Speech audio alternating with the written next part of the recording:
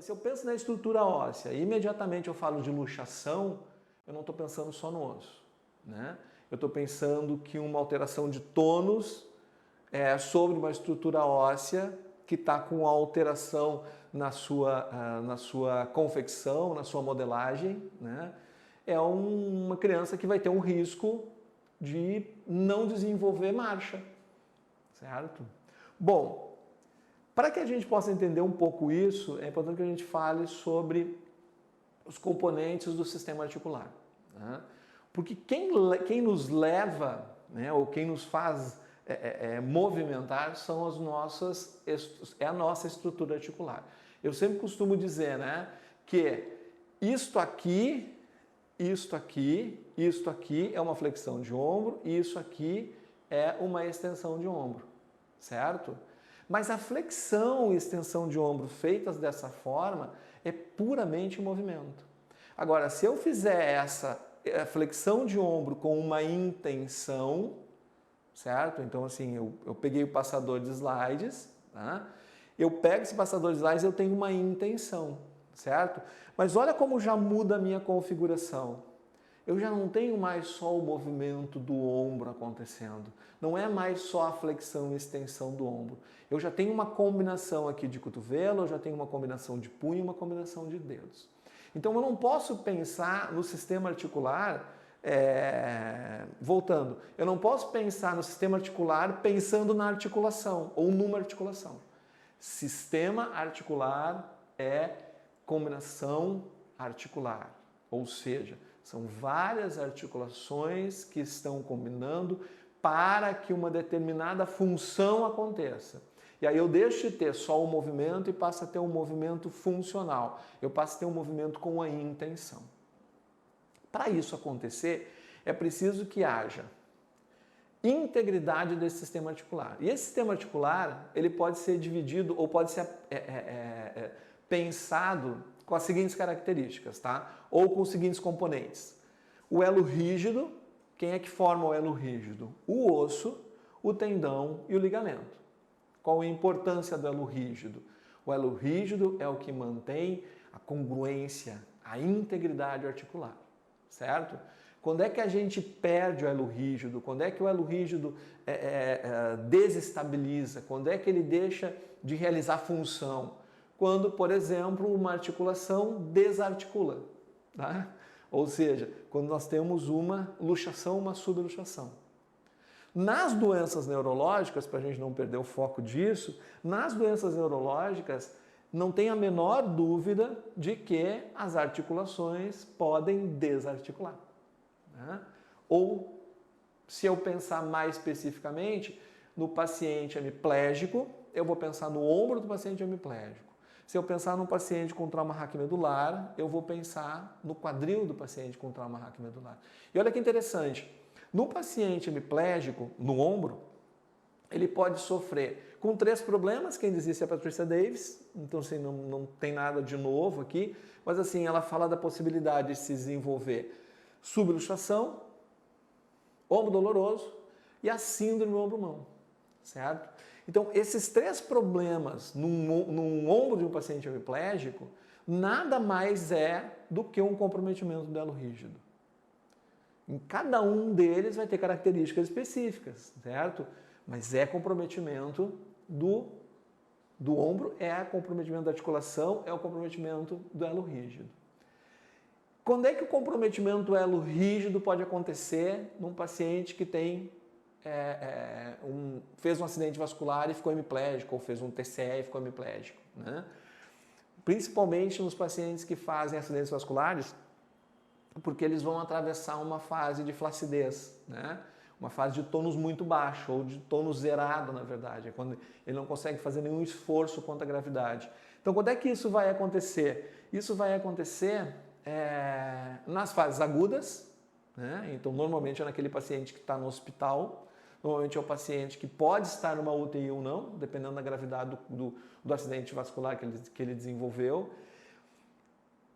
Enquanto que, se eu pensar no quadril do paciente no quadril do paciente que fez trauma raquimedular, esse quadril ele pode desenvolver uma luxação mas ele tem um outro problema mais importante do que o risco da luxação.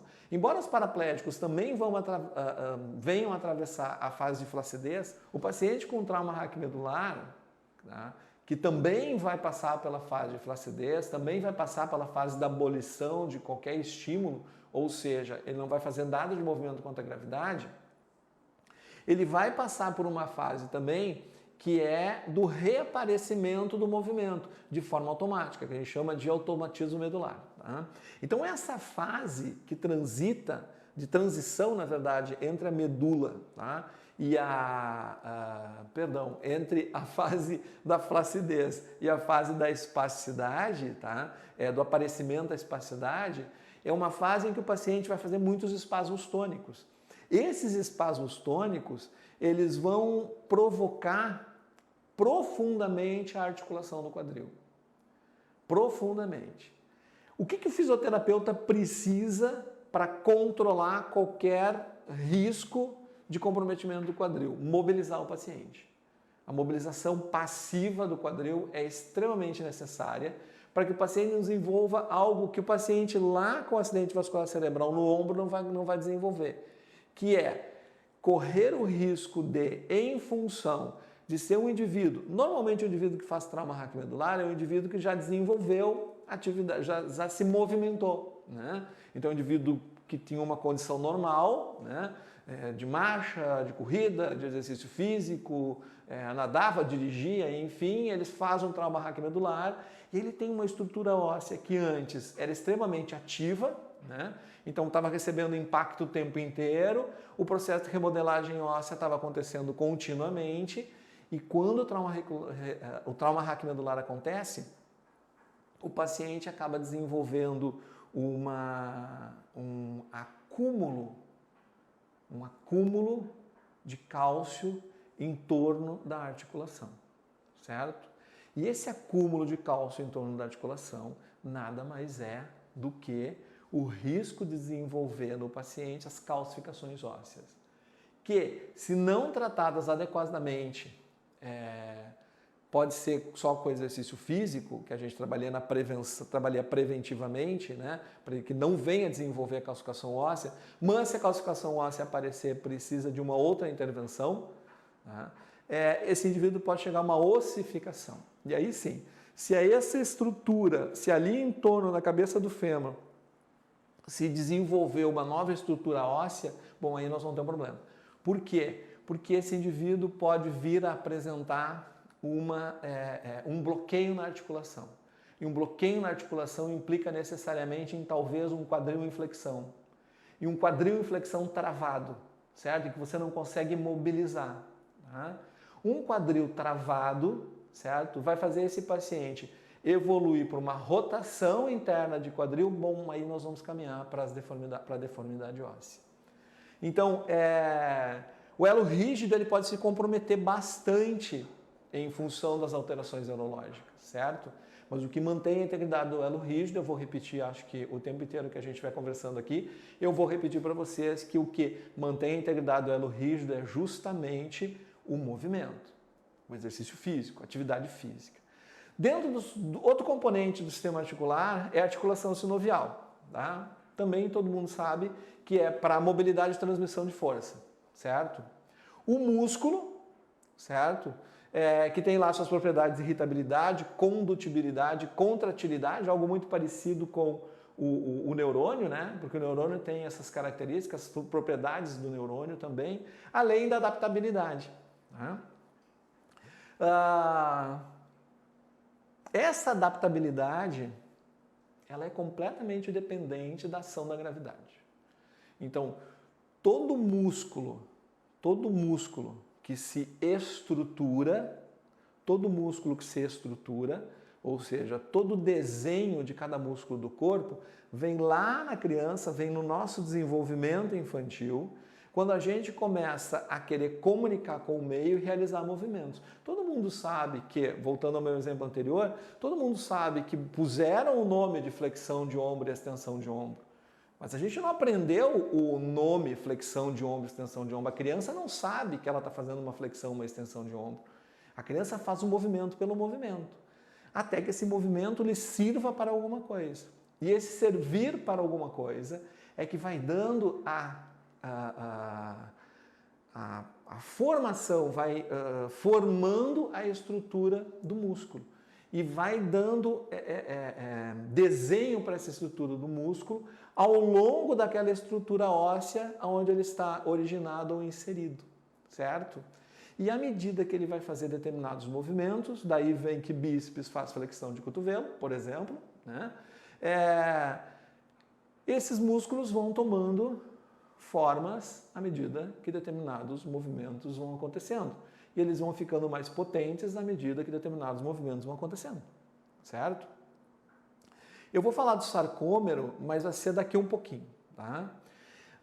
Com relação ao neurônio, acho que é importante a gente lembrar que o neurônio é uma célula, certo? Forma um tecido neuronal. Às vezes eu fico me questionando, me perguntando o quanto que a gente consegue enxergar que o neurônio é a célula do tecido neuronal, ou seja, microscopicamente é um neurônio do lado do outro, né? Junto com o neurônio ainda existe a neuróglia, cada uma com as suas características específicas, mas a gente sabe que a célula viva, aquela que acumula função, aquela que guarda a memória, aquela que aprende, aquela que é buscada quando a gente vai pensar no movimento, né, que é o feed forward, né? Então assim, eu vou pegar o passador de slide que está aqui na minha frente. Antes de eu pegar o passador de slide, 1,5 milionésimos de segundo antes, o meu sistema nervoso, através do controle motor, já organizou isso. E ele já sabe o que ele tem que fazer para eu poder pegar o meu passador de slides. E eu vou continuar falando com vocês aqui, a minha mão vai agir naturalmente para pegar o passador de slide. Porque ele é independente, certo? Mas ele já preparou isso, ele já fez esse movimento. E esse movimento, ele está lá grudado, né? Ele é uma memória que eu tenho, que quem guarda é o neurônio. Eu costumo dizer que o neurônio é uma célula viva esperta, extremamente esperta, tá? E ela é esperta o suficiente para saber quando ela tem que estar ali e quando ela não tem que estar ali. Que é o que nós vamos falar daqui um pouquinho quando a gente falar mais especificamente sobre plasticidade neuronal, tá? Bom, ainda tem os receptores sensoriais, certo? Também já vamos falar daqui um pouquinho. O circuito reflexo, né? Os receptores sensoriais, na verdade, que vão desenhar o circuito reflexo, tá? Os reflexos e movimentos, e aqui tem uma coisa que eu acho que é importante a gente pontuar, assim. Atividade reflexo é uma coisa, atividade reflexo é outra. Quando a gente fala sobre reflexos, que aí nós vamos pensar lá em reflexos específicos, certo? Não é o reflexo de eu me defender de algo, tá? Nós estamos falando do reflexo que é digamos assim, é o começo do movimento, é onde o movimento começa a desenhar, né? Todo mundo sabe que nós não aprendemos o movimento, né? A gente aprende a sensação do movimento primeiro. Antes da gente aprender, ou enquanto a gente está aprendendo a sensação do movimento, tudo isso é involuntário. Esse involuntário vem na forma de reflexo, tá? Então eu posso pegar o mais simples possível, que é o reflexo de preensão palmar. Alguém toca na palma da minha mão, tem um monte de sensor de receptores aqui que comunicam com os fusos musculares, imediatamente a minha mão fecha. Mas ela não fecha como eu estou pensando em fechar, né? Fecha porque, na verdade, tem um estímulo que conduz esse fechamento da mão. Ele é automático, ele não é percebido, tá? Ele não é notado. Então, quando a gente fala de reflexo, nós estamos falando desse movimento específico. A atividade reflexa é aquela que, na minha compreensão, a atividade reflexa é aquilo que me ajuda a construir o movimento que eu vou fazer. Eu costumo usar como exemplo o reflexo de Moro. Todo mundo sabe que o Moro é o reflexo em cruz, né? Bate palma lá, a criança se assusta. Esse reflexo de Moro, num sistema nervoso mais amadurecido, lá em torno do 5º, 6º mês, em torno do 4º mês, a criança vai ser colocada em uma determinada posição, ela vai fazer a reação de paraquedas. E quando a gente fica adulto, quando é que o reflexo de Moro aparece? O reflexo de Moro aparece quando eu estou caminhando na rua e eu tropeço na calçada e eu imediatamente me seguro e me sustento para eu não cair. Então, o que eu chamo de reação protetora dos braços, ou o que eu chamo de reação de retificação de equilíbrio, nasce lá atrás no reflexo. Então, eu precisei exercitar o reflexo de Moro, que é do sistema nervoso imaturo, para no sistema nervoso maduro eu usar a reação protetora dos braços. É preciso que a gente entenda isso. Então, essa é a relação, para mim, entre reflexos e movimentos, tá? Saindo um pouco da teoria e trazendo isso exatamente para a prática, tá? E a sinestesia, que é a minha capacidade de saber posicionar o meu corpo no espaço. Tem uma técnica que a gente usa, inclusive dentro do conceito Boba, que é o placing, né? Que nada mais é do que colocar o meu corpo ou parte do meu corpo no espaço, certo? Isso é sinestesia, certo? Então, assim, é a posição e o movimento, tá? E esforço e peso. Quanto maior for o peso, maior vai ser o meu esforço. Só que o meu esforço vai ser constante se o peso for constante. Depende, claro, de quem está sustentando isso, né? Quais são as fibras musculares que estão sustentando isso. Se elas vão fadigar, se elas não vão fadigar, quanto de estrutura muscular eu tenho para sustentar isso por quanto tempo, tá? Então essa é a relação da sinestesia, ok? A gente vai falar um pouquinho, então, como eu falei, eu precisaria falar com você sobre o sarcômero, e aí vocês vão me permitir, eu vou ler aqui um dos conceitos, enfim, né? Sarcômero é um dos componentes básicos do músculo estriado que permite a contração muscular. Cada sarcômero é constituído por um complexo de proteínas, entre as quais actina e miosina, alinhados em série para formar uma estrutura cilíndrica designada miofibrila no interior das células musculares. Bom, o que a gente vai pensar a partir disso é que o sarcômero nada mais é do que o componente mais importante do músculo para que a contração muscular aconteça. Certo? Para a gente não ficar pensando na teoria, vamos colocar esse sarcômero na prática, tá? O sarcômero, ele desenvolve, tá?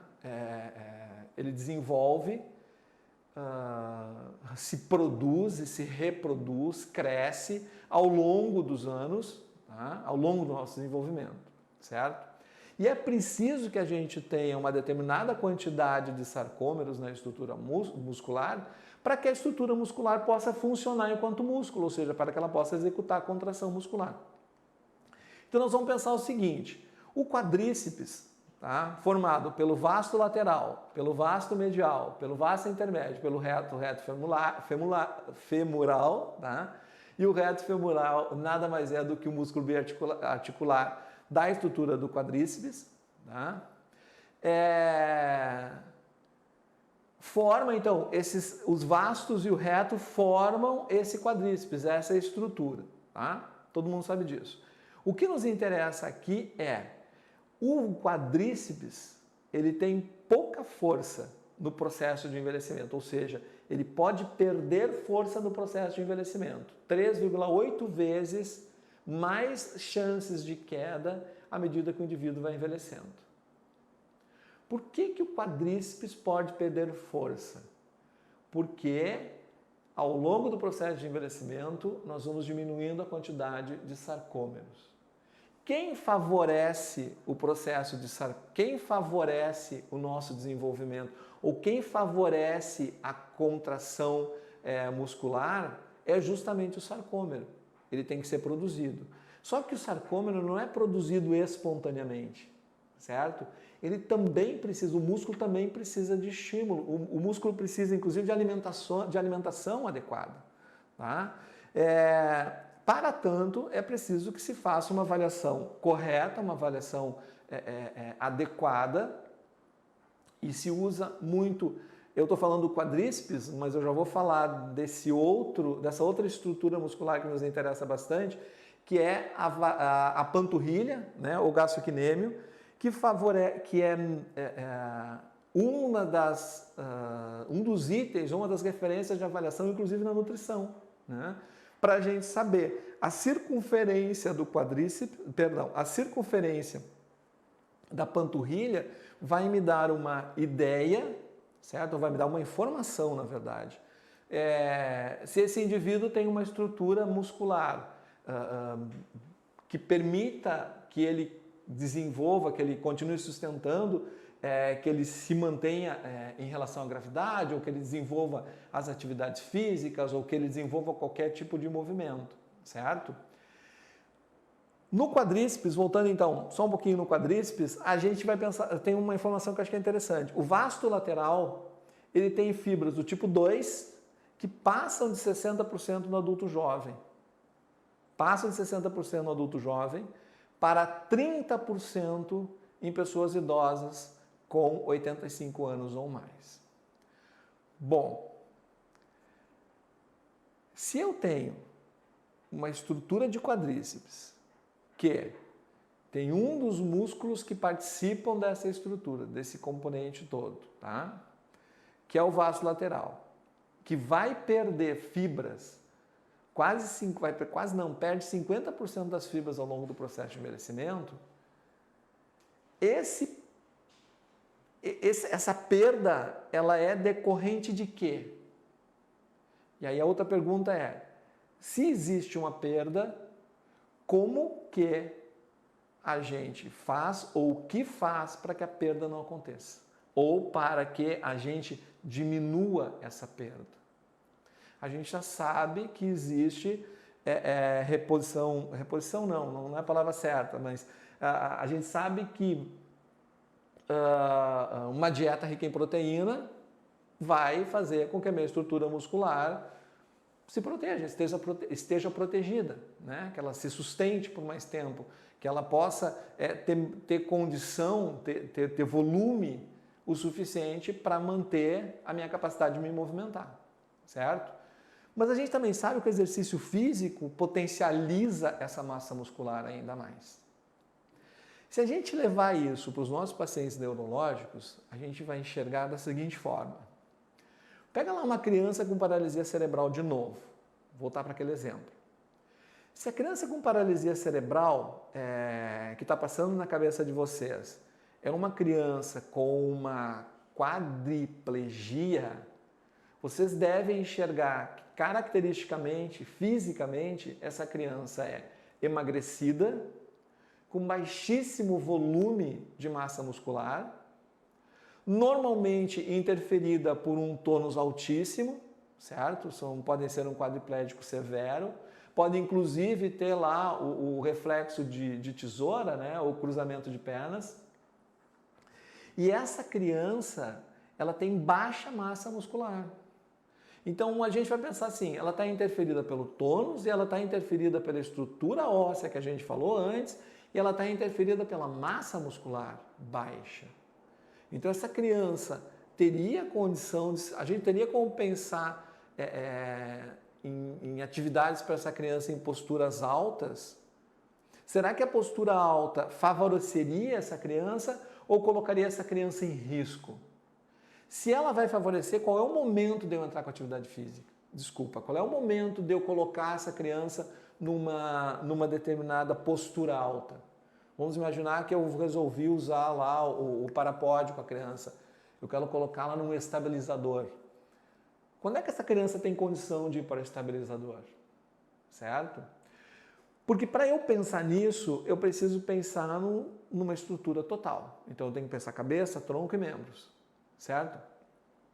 Se essa criança tem baixa massa muscular, então assim, se ela tem baixo volume de quadríceps, tem baixo volume de panturrilha, é uma criança que tem baixo volume de massa muscular e que, para que ela aprenda o movimento, ela precisa de muita contração muscular que, intervida pelo tônus, ela não consegue ter. Que, tendo a intervenção do tônus, ela não consegue fazer. Como é que eu sei que essa criança que está emagrecida, né? E aí, claro, isso é proporcional, né? Vamos então sair da criança e vamos jogar isso para um adulto, né? Um adulto que sofreu uma alteração neurológica, um trauma, enfim. O próprio paciente com TRM, vamos voltar, né, no nosso exemplo. Esse paciente com TRM, ele é um paciente que vai ficar acamado durante um tempo, não vai se movimentar, não vai fazer movimento contra a gravidade, portanto, Em consequência disso, ele vai ter os comprometimentos ósseos e vai ter comprometimento muscular, interferido pela condição neurológica. E esse mesmo paciente adulto, lá com 20, 30, 40 anos, vai perder massa muscular. Aí eu vou lá e faço a medida, né? Vou lá fazer a perimetria de panturrilha. E eu chego na perimetria de panturrilha e descubro que esse paciente tem um volume de panturrilha menor do que 30.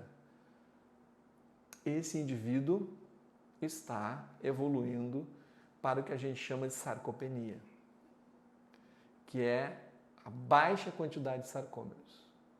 Quanto mais baixa a quantidade de sarcômeros, maior é o risco de queda e mais difícil é colocar esse paciente contra a gravidade. Ou seja, quanto maior é a sarcopenia, maior é a habilidade motora do indivíduo. Na prática, os pacientes neurológicos adultos acometidos por doenças neurológicas e aí de qualquer tipo, eles podem vir a desenvolver sarcopenia e se tornarem pacientes de difícil manejo da condição motora. Certo?